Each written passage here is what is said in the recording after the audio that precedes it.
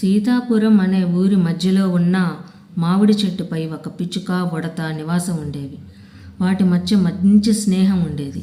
ఒకరోజు ఉడత మామిడికాయలు తింటూ ఉండగా చెట్టు కొమ్మల మధ్యలో ఉన్న గూడులో నుంచి పక్షి అరుపులు వినిపించాయి. వాటి దగ్గరికి వెళ్ళి చూడగా వాటి తల్లి లేదు. బహుశా ఆహారం కోసం వెళ్ళిన వాటి తల్లి కోసం ఎదురు చూస్తున్నాయి అని అనుకుంది.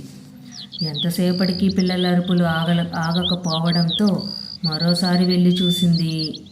అయినప్పటికీ తల్లి రాలేదు. ఈ విషయాన్ని తన స్నేహితుడైన పిచ్చుకకు చెప్పింది. ఇప్పుడు మనం ఏమి చేయగలమని ప్రశ్నించింది. పిచ్చుక ఇలా అంది, వాటి తల్లి ఏదైనా ప్రమాదానికి గురై ఉండవచ్చు. ఒకవేళ సాయంత్రం వరకు రాకపోతే వాటి బాధ్యత నేను తీసుకుంటాను. వాటికి ఆహారం అందించి పెద్ద చేస్తాను అని చెప్పింది ఉడత.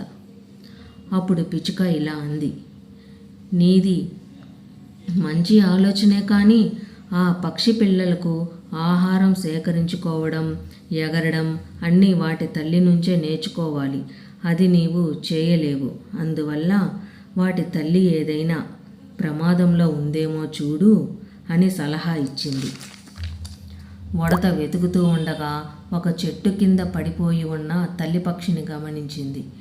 ఏమయ్యింది అని ప్రశ్నించగా ఒక వేటగాడి బాణం గురి తప్పి తగలడం వల్ల తాను పడిపోయానని తల్లి పక్షి చెప్పింది.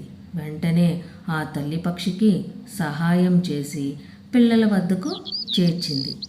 తనను బ్రతికించి పిల్లల వద్దకు చేర్చిన ఉడతకు తల్లి పక్షి కృతజ్ఞతలు చెప్పుకుంది.